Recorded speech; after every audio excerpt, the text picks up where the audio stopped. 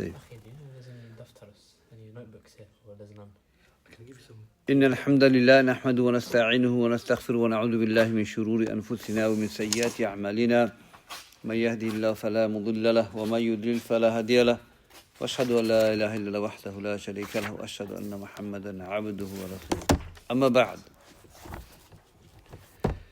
طيب يا إخوة, we'll start the next part of the Aqidah, Lum'atul i'tiqad.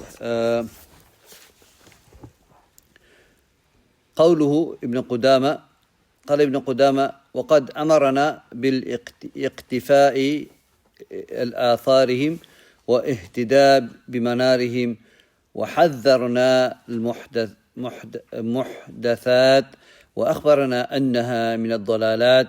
فقال النبي صلى الله عليه وسلم: عليكم بسنتي والسنة الخلفاء الراشدين مهديين من بعدي عضوا عليها بالنواجذ وإياكم محدثات الأمور فإن كل محدثة بدعة وكل بدعة ضلالة. طيب, here Ibn Qudama says, and we've been ordered to follow the footstep of the Salaf and follow their guidance. And they warned us against muhdathat, any novelties. And they told us that it is misguided. Okay, it is misguidance. Prophet said that upon you to follow my sunnah and sunnah of the rightly guided khulafa after me, and hold on to my sunnah with the mawla teeth. Owe to you and every matter with the new matters, and every new matter is bid'ah, and every bid'ah is dalala, misguidance. And another narration said every misguidance will lead you to the hellfire. So here Ibn Qudama mentioning that we should follow the way of the Salaf, follow their footstep, and follow their belief and their actions, take them as an example. That's the first part of the statement, isn't it? To follow the footstep of the Salaf. As Prophet said, the best generation, my generation, and those who came after, and those came after them. The first three generations, the best of the generation, and those who follow their way. So we stick to their path, their footstep, follow their footstep in belief and action and statement. That's the first part. And the second part of the hadith is that we've been ordered against any novelties, any bid'ah. Any bid'ah, that's misguidance, and every misguidance will lead to the hellfire. So Islam came and Prophet warned against bid'ah very strongly. And in the hadith of Aisha, two narrations, one in Bukhari, Muslim, we know the hadith that whoever man amila amalan laysa alayhi fahuwa rad, that whoever does any action that belong to us, they will be rejected. And in another hadith, man ahdatha fi amrina hadha ma laysa fahuwa rad, that whoever in our matters anything doesn't belong will be rejected. So any bid'ah that is not part of our deen will be rejected. It shows that we have to keep away from the bid'ah and not follow the bid'ah, and not follow the people of bid'ah who calling to bid'ah. Tayyib. So that's the most important part of our deen. And also the scholars of the past have told us that we're not allowed to take knowledge from such people. Like Imam Malik said, لا يأخذ العلم من صاحب الهوى يدعون الناس إلى الهوى. That a person does not take knowledge from person of desire, and he calls to the people to his desire. His hawa is desire. Yeah. So who are the people of hawa?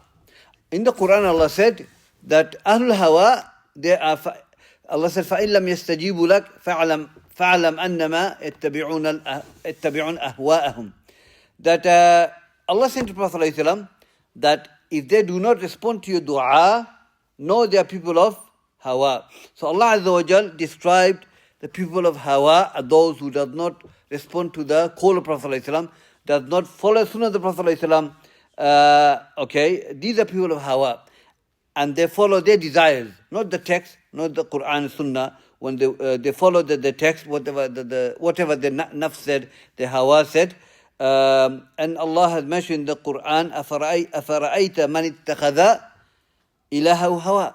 That have you not seen those who have taken their Hawa as the Ilah, God? someone, whatever they hawa say, they follow that. Yadu billah. So here we learn, my brothers, is that Ahlul Hawa are the people who does not follow the text of the Quran. They do not do ittiba' of the Prophet ﷺ. And the Sahabas, we talk about ibadah, worship, the deen, not a matter of dunya. طيب. So the Ahlul Hawa and Ahlul Bid'ah, Imam Shatibi said that these are the two names given to the people who do bid'ah. Ahlul Hawa and Ahlul Bid'ah. The same type of people. طيب. So we are warned against bid'ah, and we warned against misguidance, and many, I can quote other hadith statements that Imam Ahmad said, لا تشاور أهل البدعة في دينك ولا تسافر معهم. That do not consult do not consult anything related to your religion with the people of bid'ah, and do not travel with them. Do not accompany them in journey. طيب. Imam al-Awza'i said, إن رجل يقول لإمام الأوزاعي أنا أجالس مع أهل السنة وأجالس مع أهل البدعة. فقال الأوزاعي هذا الرجل يريد أن يساوي بين الحق والباطل. That a man says, I sit with the people of people of bid'ah and the people of sunnah. He said, this man, you're trying to make truth and false the same.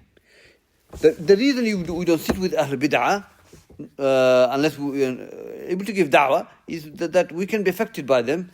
And their story is like a woman, one of the imam married a woman, she was a Khawarij, and eventually he became a Khawarij. Subhanallah. She influenced him in this belief of the Khawarij and the way of the Khawarij. So people can get influenced in many things. Someone can be good if he got bad companion, he becomes a bad companion. If the person is good and he accompany people who are drug dealers, he can eventually become a drug dealer. So we say, look at your companion. And those of you who have children will always advise, be with the good people, schools and things like that. Islam teaches us this as well. Stick to the people of Sunnah. Do not stick to people of Hawa, because they will make you one of them. Okay, you become like that. Yadu billah. So fall into bid'ah, things like that. Bid'ah is not a small issue, my brothers. It's not a small issue. When the hadith says, كُلُّ بِدْعَةٍ ضَلَالَةٍ وَكُلُّ ضَلَالَةٍ فِي النَّارِ, what does it mean? Every bid'ah misguided, every misguided leads to the hellfire. It means that a person will be in the hellfire. Allah will punish the person in the hellfire. The one who follows the bid'ah. Yadu billah. طيب. Now, when it comes to Ahlul Bid'ah, are we allowed to pray behind Ahlul Bid'ah? It's a common question that people ask. We are allowed to pray behind Ahlul Bid'ah. As Shaykh bin Baz also given the fatwa, is that as long as the kufr is the mukaffara, their bid'ah is the mukaffara. The bid'ah does not take them out of the fold of Islam. You are allowed to pray behind them. In fact, if you don't pray behind them, you have traits of Ahlul Bid'ah. طيب. Because the Salaf did not, even if you have Amir has bid'ah, not mukaffara, you still have to obey him as an Amir in goodness. Okay, his bid'ah is between him and Allah. Also, the Salaf would pray behind the Fusaq, people of Fasiq. The Muslim, they were Fasiq, alcoholic. Ibn Umar prayed behind the Khawarij. Okay, also Uthman prayed behind the Fasiq. The Muslims. But if you have a choice between masjid which is upon haqq and upon batil, we go to masjid which is upon haqq, no doubt. طيب. So it's important matters because the Muslims, unfortunately, they have no knowledge of the deen. They stop praying behind certain masjid, certain imam. They're still Muslim, but they are not from they have bid'ah. But because actually they believe Muslim, I'm going to pray behind them. No, as long as they're Muslim, you pray behind them. Okay, you still pray behind them. طيب. Now, what are the signs of Ahlul Bid'ah? There are some signs the scholars have mentioned. What makes a person Ahlul Bid'ah, pure of innovation?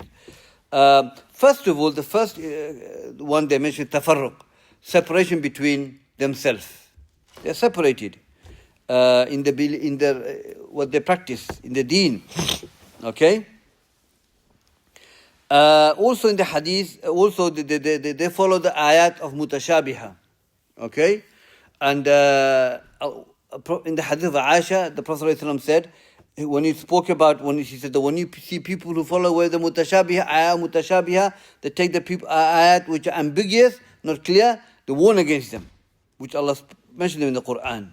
So people who follow ittiba' mutashabiha, ayat which are ambiguous, are the Khawarij.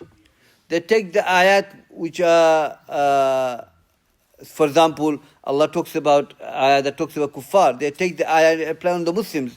These are ayat mutashabiha. Okay? They are not clear verse, non-clear verse, but only Allah and the scholars then know these verses. But these verses explained by the verse which are muhkamat. So Ahlul Bid'ah, they take ayah mutashabiha and they follow it in the aqidah, in the methodology. This is one of the signs. Ittiba'ul mutashabiha. Look at the Khawarij, when they make takfir Ali radiallahu anhu, when he want to make tahakum between people. So Allah talks about He's the Hakim. There's no better Hakim than Allah Azza wa Jal. That's true. So the Khawarij declared Ali to be kafir. You ruling other than Allah. No, I'm not ruling other than Allah. I'm ruling by the book of Allah Azza wa Jal. Okay, Allah is not going to come down and rule you. I'm ruling you based on the Quran. But they've taken the ayah and they applied it the wrong way. Okay. Number 3, they follow the hawa. اتباع الهوى أفرأيت من اتخذ إلهه هوى. Have you not seen those who have taken their hawa as their God beside Allah? Hawa. Whatever the hawa says, it's like their God. They follow that. And also the ayah about that if they don't respond to you, call them Muhammad, then know that they're people of hawa. Allah called them hawa. Okay? Ahwa'ahum. They're following their hawa. So one of the signs of Ahlul Hawa, Ahlul Bid'ah, they don't follow the text of the Quran and the Sunnah. And also are the signs like they have bughd, they have hatred for the people of Haqq, people of Sunnah. And like the Khawarij, look how much hatred they have for Sahabas. Ya'udhu billah. Okay, Jews are not Muslim, but they look how much they had hatred for Prophet ﷺ. Okay? So Ahlul Bid'ah, they do not like the people of Haqq. They don't like the people of the Sunnah. They speak ill about the scholars and things like that. These are some of the signs of Ahlul Bid'ah, inshaAllah. So this is what Imam Ibn Qudama has mentioned in this text. So he mentioned the hadith. So here, let's go over the hadith. He says, alaykum bi sunnati, upon you to follow my sunnah. So this word alaykum, if you don't know Arabic, it means that you have to. Wajib. Ibn Qayyim also mentioned this. When you say alaykum, upon you. So if I say alaykum bi julus, you have to, upon you to sit down, you have to sit down. That's what I mean. Alaykum is upon you have to follow. My sunnah. What does sunnah mean? The ulama, sunnah comes in different meaning. According to muhaddithun, fuqaha, and usuliyun. According to muhaddithun, sunnah mean statement of the Prophet ﷺ, his actions, his approval, his characteristic, and his features. 5 things. Statement, action, approval, okay, his characteristic, his adab, okay, and his features, how he looks like. So this hadith of Prophet ﷺ, Sunnah of Prophet ﷺ encompasses these 5 things. So you will find his statement, his action, his approval. You'll find all these things. And you'll find hadith that talks about his character. Okay, his character. And you'll find hadith that talks about how he looks like, how tall he is, how he walked, how was his forehead, how was his beard, how was his physical shape. You know, how did Prophet walk? Hadith, there's a book called Shama'il of Imam Tirmidhi, attributes of the Prophet ﷺ. His features, how he looks like. And it is explained by Shaykh Abdul Razak al-Badri, sharh of that is there, that if you look at his hadith, the Prophet ﷺ, like for example, when he used to walk, he will walk swiftly. and his body will be forward. Imagine you walk climbing the mountain. How would you walk? Will your body will be going backward or forward? Forward. If you go back, you'll fall back. You'll be going forward. So imagine going up the hill. That's how Prophet is to walk fast, swiftly. Okay? His hair was not curly, not straight. He had a black hair, and his forehead was big. He was very fair. He was medium built. Things like that. It talks about his features. He had a thick beard. Okay? You'll find him in the hadith. The Sahabas who saw him, lived with him, walked with him, ate with him, spoke with him, they describe how Prophet used to look like. So this is part of hadith. The hadith describes how he looks like. Part of hadith. There are 5 things: statement, action, approval, his akhlaq, his adab, and how he looks, khuluq. Okay? Okay? So these are the 5 features of, there's a definition of a hadith, and these 5 things included. Alaykum bi sunnati, follow my sunnah. So that's the definition of sunnah according to the muhaddithun. According to the fuqaha, they say sunnah min mustahab. Min mustahab is recommended. So if I say pray fasting yawmul arafah, is sunnah. Okay? Fasting yawmul ashura, sunnah. Fasting the 6th Shawwal is sunnah. This fuqaha, this is what they use sunnah for. The usuliyun, they say sunnah mean what muhaddithun said, but they say usuliyun, they use Prophet statement, action, approval, all that to come to ruling of Sharia. So Prophet did this, that means wajib. Prophet did this means sunnah. Okay, so they derive hukum, ruling from the Quran, from the hadith, the usuliyun. Okay, that's what the sunnah to them is. طيب.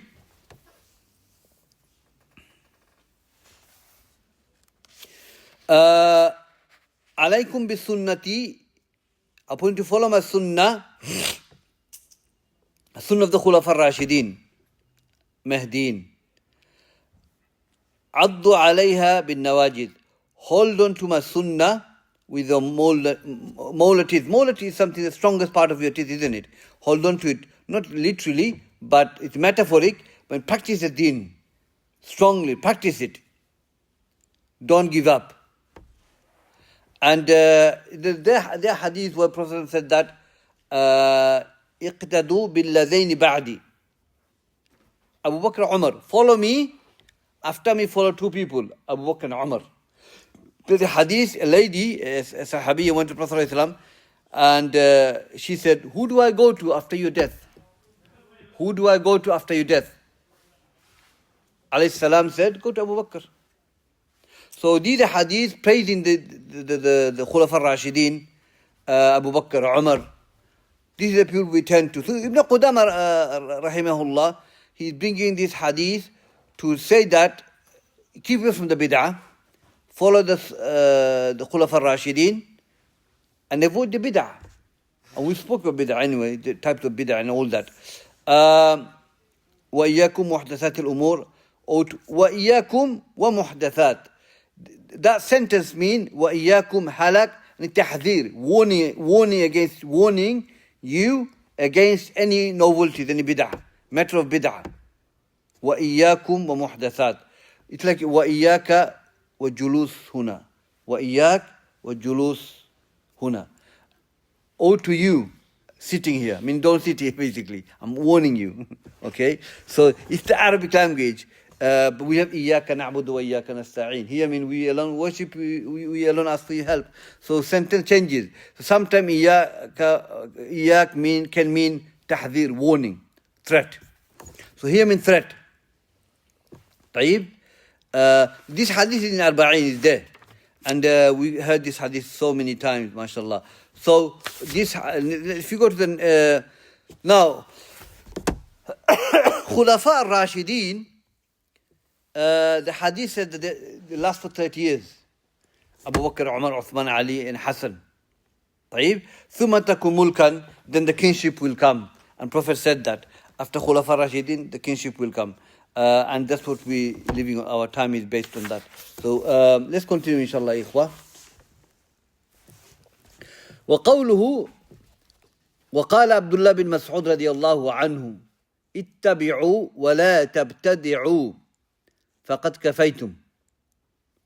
Abdullah bin Mas'ud radiallahu anhu, one of the companions he was from Iraq, Baghdad. One of the companions from Iraq, and he's one of the companions among the scholars from the companions, and he was one of the Hebrew Ummah, yani scholar of the Ummah. He was known as one of the Mufassir of the Quran. And Ibn Mas'ud radiallahu anhu, he had big students. One of them is Ibrahim al-Nakha'i. Ibrahim al-Nakha'i, one of the students of Abdullah ibn Mas'ud. Now Umar radiallahu praised him. Umar praised him. He said, Kanifu muliya ilma. Kanif, I would say, it's like a house full of knowledge. That's basically what it is. He had a lot of knowledge, Ibn Mas'ud radiallahu anhu. He had huge knowledge. And, so here, Ibn Mas'ud radiallahu anhu, he mentioned two things here. Ittabi'u wa la tabtadi'u. It's like a phrase, it's a rhyme thing, it's rhyming. Follow and do not commit bid'ah. Because ittiba' means following sunnah of the Prophet ﷺ. Okay? And bid'ah means going against the sunnah of the Prophet ﷺ. It's two opposite things. So he didn't just say ittabi'u and stop there. If you do ittiba', leave the bid'ah. So sometimes sometimes you can follow the sunnah and sometimes do bid'ah. La. Sunnah always. You follow the sunnah and abandon the bid'ah in totality. And we have many hadiths. Like, let me quote some of the hadiths. Like he said that, hadith said that, كل أمتي يدخلون الجنة إلا من أبى. فقالوا من أبى يا رسول الله يعني يدخل الجنة. قال من أطاعني دخل الجنة ومن عصاني فقد أبى. That all of my nation will enter Jannah except those who refuse. So Sahaba said, who's going to refuse to enter Jannah, O Messenger of Allah? He said, those who obey me, do ittiba' of me, will enter Jannah. Those who do not do ittiba' of me, do bid'ah, they have refused to enter Jannah. So what do we learn from that? Is that in order to enter Jannah, we have to do ittiba'. There's a hadith we studied here, the Salihin. Prophet, he said, the example of following me, of my sunnah, is a man, he lit a fire, okay, and grasshoppers are going into the fire, and the man trying to stop the grasshoppers.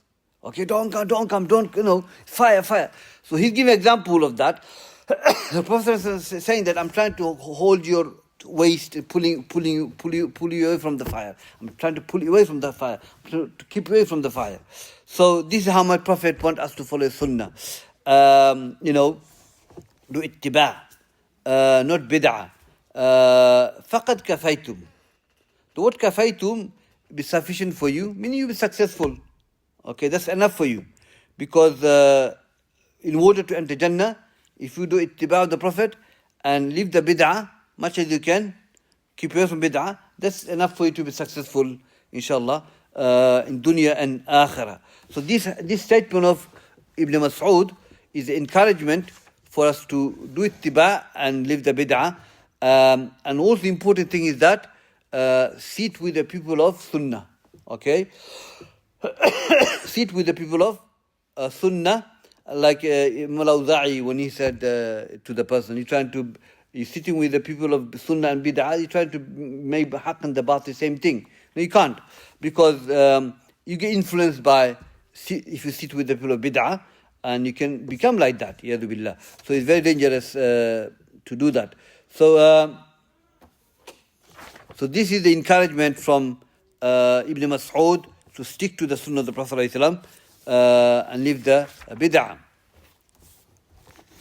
طيب, let me read the next one, inshallah. Okay. قال عمر بن عبد العزيز رضي الله عنه كلاما معناه. Umar bin Abdul Aziz, one of the Khalifatul Mu'mineen, one of the fifth Khalifa, is considered one of the rightly Khulafa Rashidin.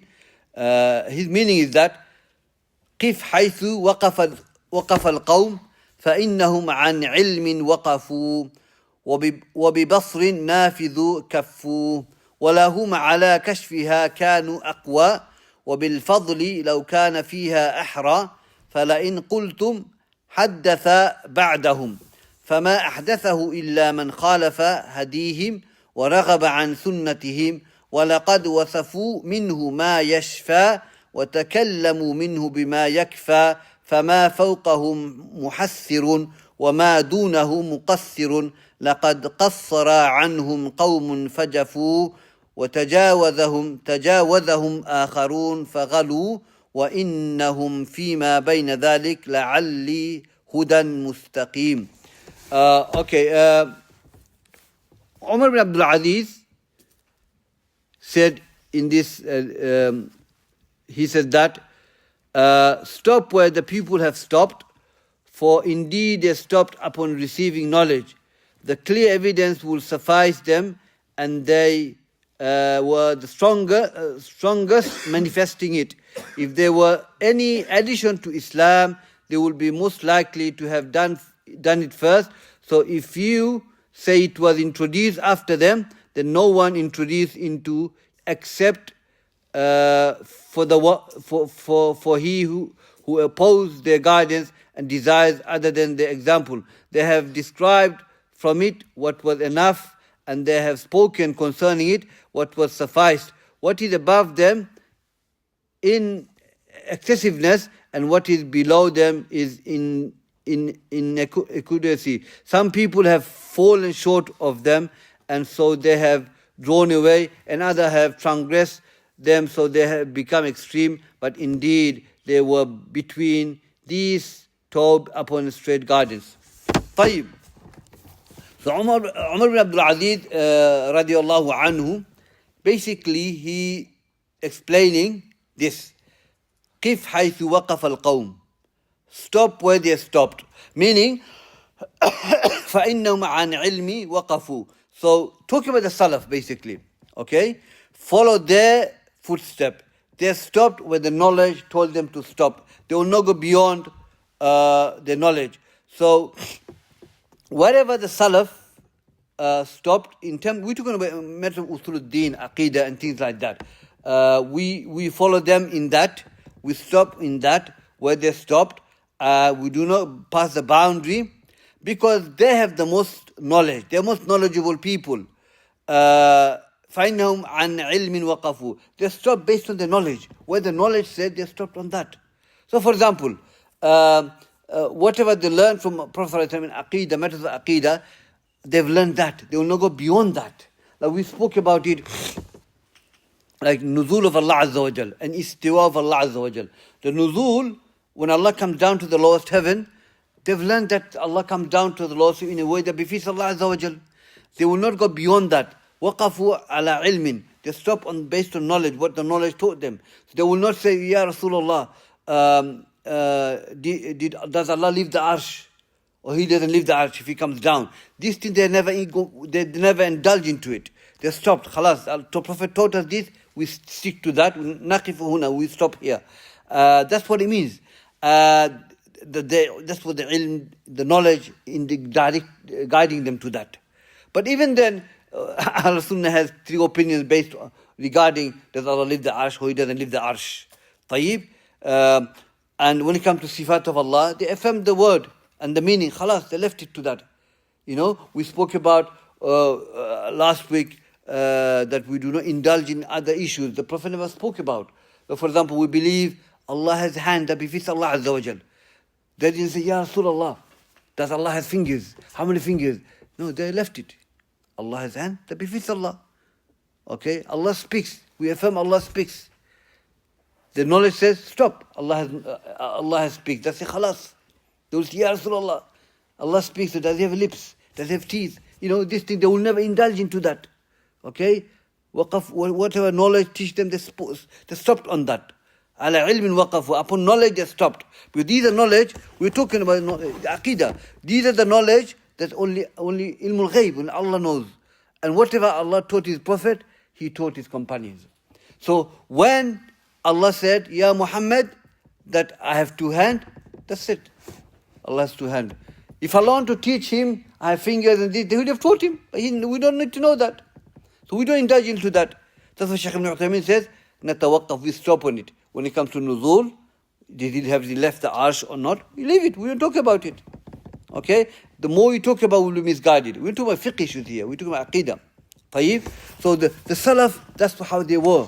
Okay? وَبِبَصِّ نَافَذْ كَفُّ. With their penetration vision, they restrained. Their extreme vision that they have, it enabled them to restrain from certain things. Like, for example, we are talking about them. Okay? They're restrained. They're not going to talk about more than what they've been told by Prophet ﷺ. So this here Umar ibn Abdul Aziz radiallahu anhu basically describing the Salaf, how the Salaf were, and also we learn is that if there's anything to be practiced, they're the first one will be practicing the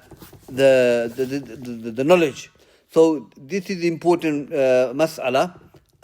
They have more desire to follow Sunnah than anyone else.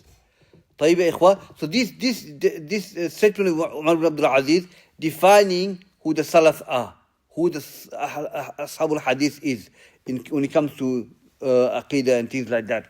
طيب يا إخوة.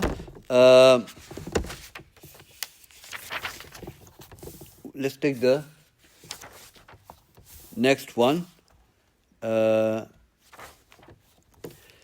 قال الإمام أبو العمر الأوزاعي رضي الله عنه عليك بآثار من السلف وإن رفضك الناس وإياك وراء الرجال وإن زخرفوه لك بالقول.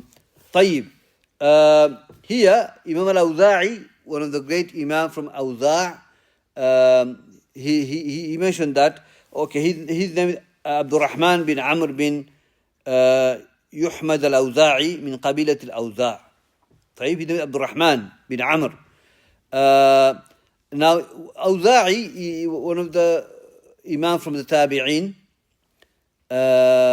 he made this statement, عليك بالآثار. What did we say? عليك بالسنة. Again, the word عليك, he's indicating is upon you to follow the footstep of the Salaf, the path of the Salaf. And we've covered what Salaf are. The Salaf linguistically mean anyone who, even Abu Talib, linguistically, if you talk about Abu Jahl, Abu Talib, they are Salaf as well. But when we say Salaf al-Salih, who advanced us, preceded us, knowledge and action, then we're talking about the first three generations, okay, who advanced us, the pious predecessors. So we have to follow their way because they're praised by Allah and His Messenger. So upon you to follow their footstep when it comes to ibadah, aqidah, iman.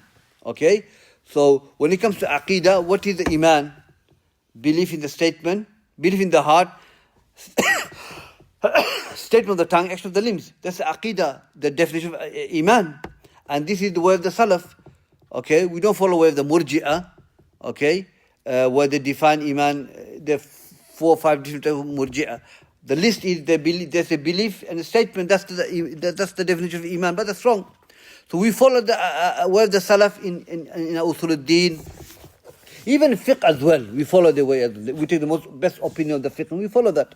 For example, when we pray, you can pray without raising your hand. Your salah is valid. But why don't we take the Sallu kama ra'aytum usalli? I'm just giving an example.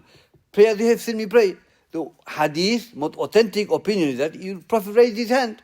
So we should raise it. Even if it's a fiqh issue, but we raise it because that's the most authentic thing, most authentic opinion on that. And the hadith are mutawatir.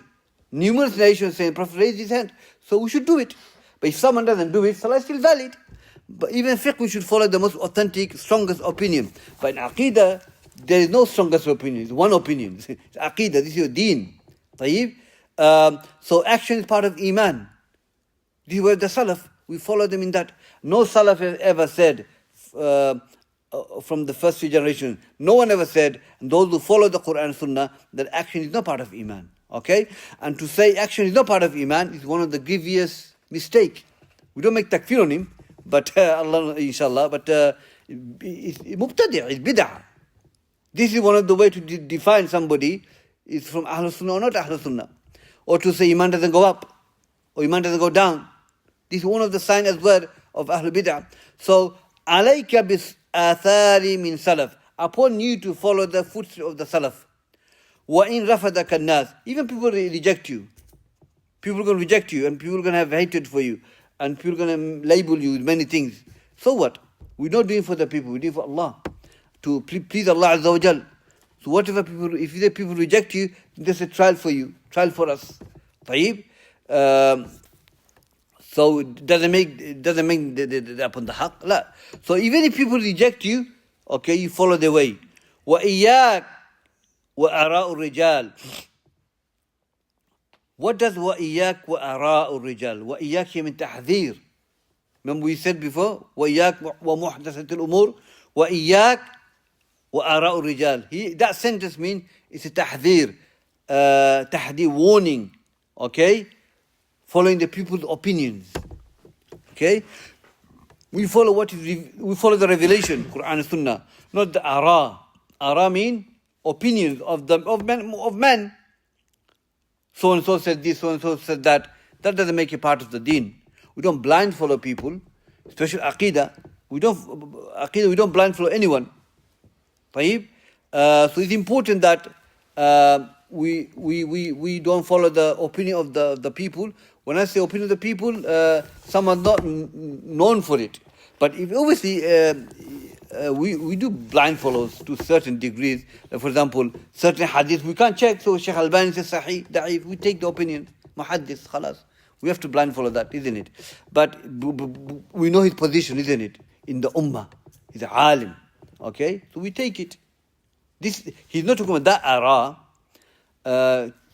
He's talking about the people who don't have knowledge of the deen. No, anyone, you follow it.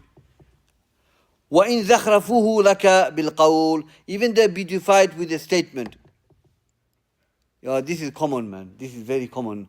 In the hadith, Prophet said that, إِنَّ مِنَ الْبَيَانِ لَسِحْرٍ. Indeed, eloquent speech is magic.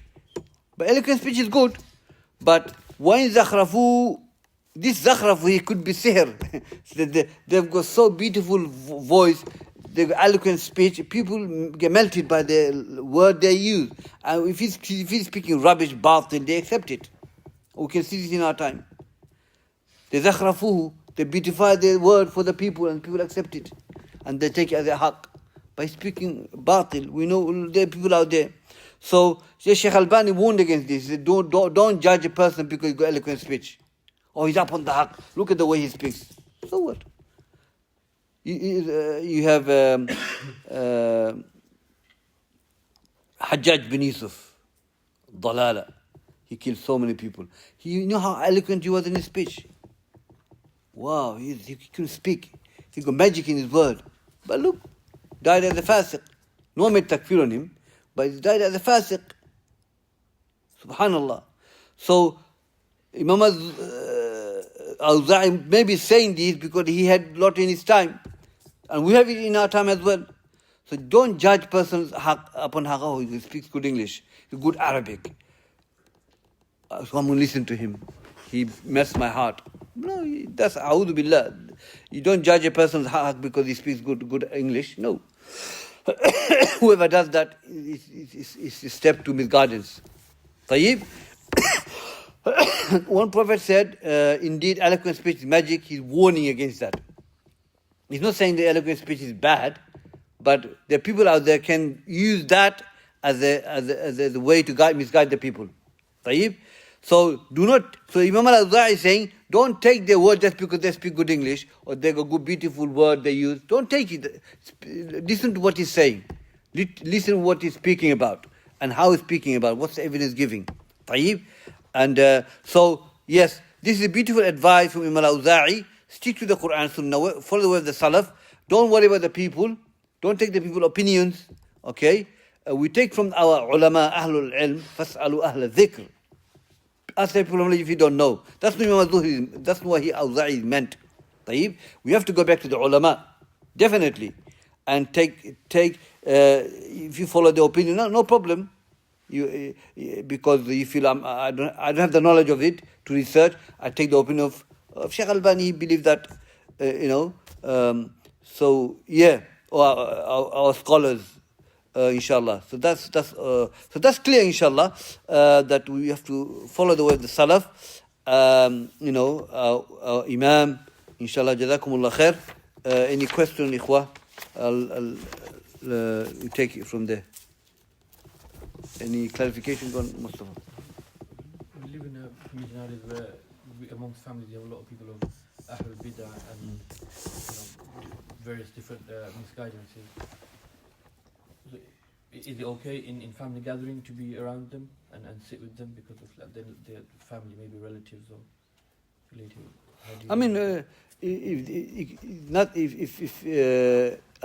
To explain the haqq, explain the deen, and if they're covered up and it's protected from fitna, and because you can't abandon them, you have to explain the haqq to them, tell them the truth.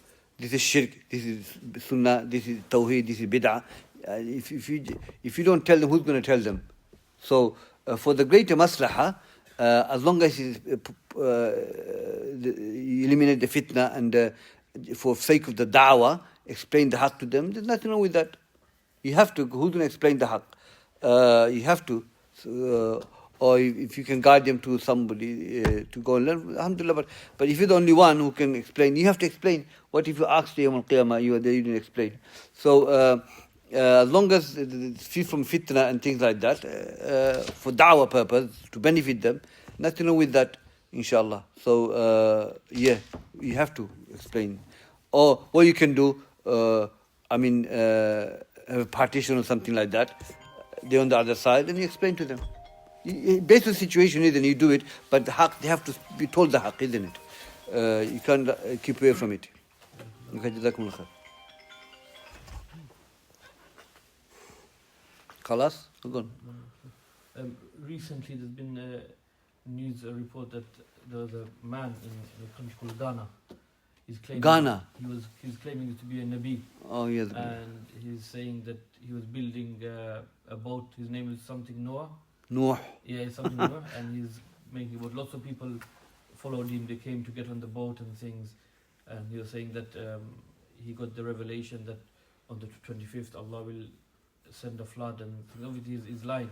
Is he considered as one of the false prophets? Or Yeah. He said after my death, a certain number of people will be claiming to be prophet. And they're kadhab, they're liars. Nuh alayhi salam, he came and died. He's gone, alayhi salam. So this is prophet is prophesied after his death. One of the sons, the people claiming to be prophet. Okay, one claimed to be Isa. And Ahmad, recently, how many years ago he died, he claimed to be Prophet sallallahu alaihi wasallam. Muhammad, Ahmad his name was.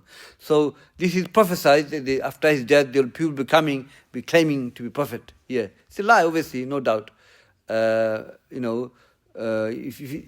someone is mad, then obviously it's overlooked. But this is prophesied, then it's happening. Yeah. Are there any reports of scholars making takfir on Hajjaj? I've read about Shaykh bin Baz, none of them. This is dalala, dalun, misguided. None of them. Apparently, Taus made it, Allahu Alam. Taus made takfir on him. But Jumhur of Ahlul Sunnah don't make takfir on him, but he's upon dalala, misguided. Okay, Jazakumullah khair. Assalamu alaikum.